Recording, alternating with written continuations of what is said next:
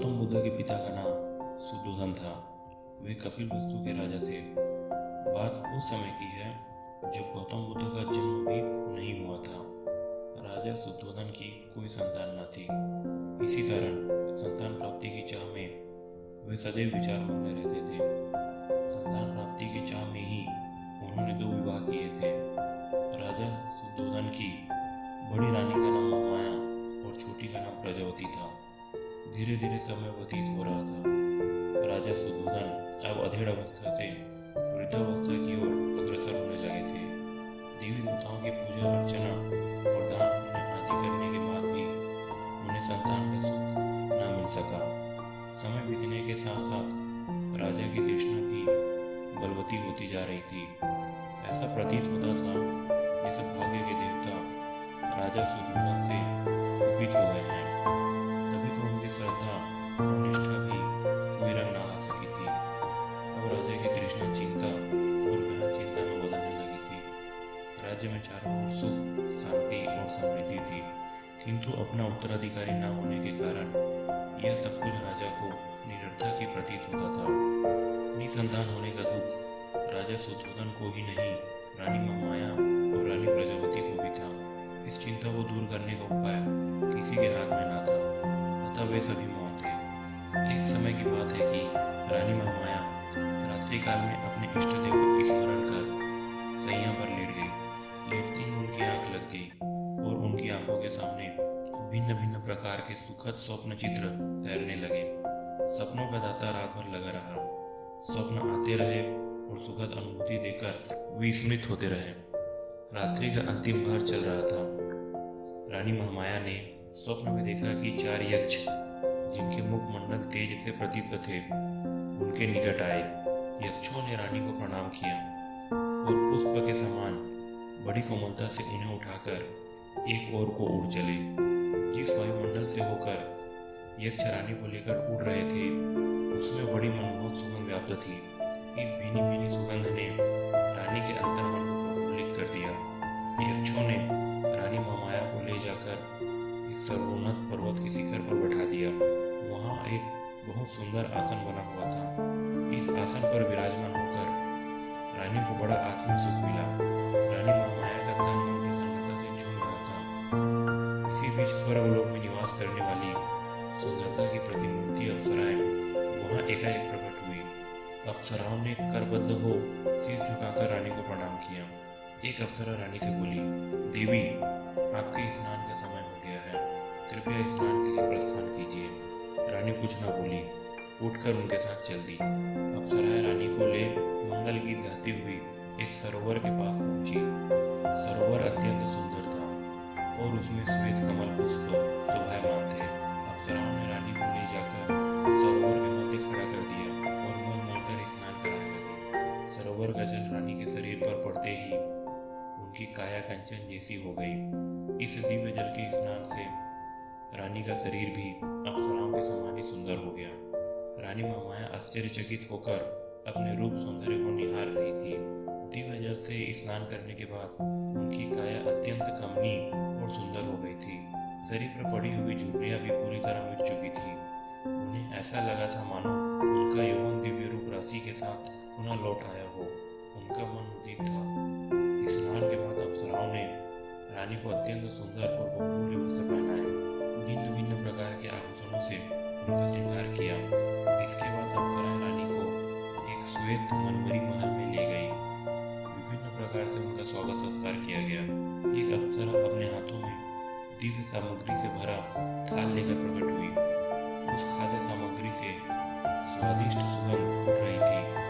उसने खाद्य सामग्री रानी के सामने प्रस्तुत की। जब रानी ने उसका स्वाद चखा तो उनका तन मन आनंदित हो उठा।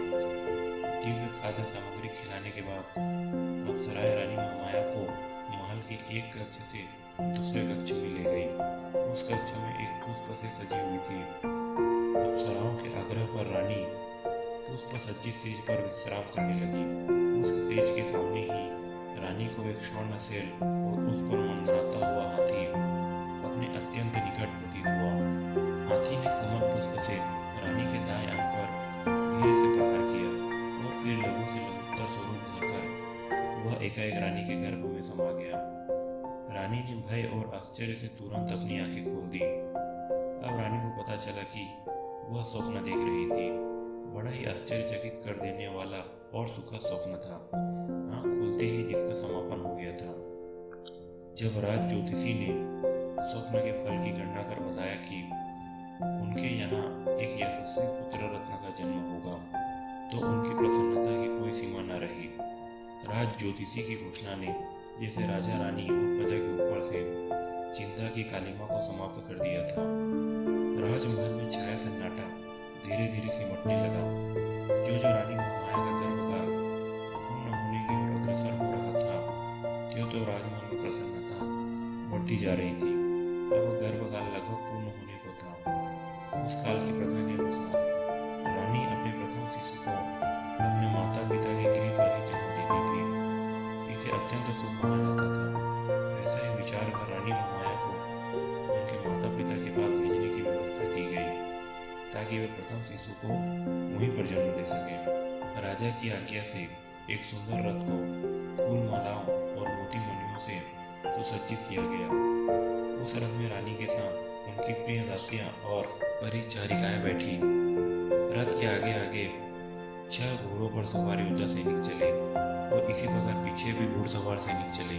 धीरे धीरे रानी का यह काफिला आगे बढ़ा जा रहा था कि लुम्बिनी वन के निकट रानी को तीव्र प्रसव पीड़ा होने लगी। परिचारिकाओं के कहने पर रथ को लुम्बिनी वन में ही एक उचित स्थान देखकर रोक दिया गया। वैशाख मास की पूर्णिमा थी। गगन पर पूर्ण चंद्रमा जगमगा रहा था। लुम्बिनी वन का कोना कोना जैसे पूर्णिमा की शीतल चांदनी में अपनी मधुरिमा के साथ शोभायमान हो रहा था। इस वैशाख पूर्णिमा को जैसे सदियों से लुम्बिनी वन में इस महान घटना के घटने की ही प्रतीक्षा थी, और प्रतीक्षा की घड़ियां धीरे धीरे समाप्त होती जा रही थी। यह घटना ईसा से लगभग 564 वर्ष पूर्व की है। रानी महामाया प्रसव पीड़ा से आकुल लुम्बिनी वन में पुष्पों से आच्छादित वृक्ष के नीचे विश्राम कर रही थी। परिचारिकाएं उनकी तरह तरह से सेवा कर रही थी। प्रकृति द्वारा निर्धारित शुभ घड़ी और शुभ पलों में रानी महामाया ने एक सुंदर स्वस्थ शिशु को जन्म दिया। शिशु के जन्म की शुभ सूचना अविलंब कपिल वस्तु भेज दी गई। कपिल वस्तु में राजा सुदोधन और रानी प्रजावती के हर्ष की सीमा न थी। पूरा राजमहल विभिन्न प्रकार के मोतियों, मणियों और दीपमालाओं से सज्जित किया गया। राजा सुदोधन और रानी प्रजावती ने पुत्र प्राप्ति से प्रसन्न होकर निर्धनों और ब्राह्मणों को खुले हाथों से दान देना प्रारंभ कर दिया। राजा ने अपनी प्रिय पत्नी महामाया और नवजात शिशु को लुम्बिनी वन से कपिल वस्तु बुला लिया था। राजमहल में उनका बड़े हर्ष के साथ स्वागत किया गया। एक दिन असीत ऋषि दरबार में पधारे।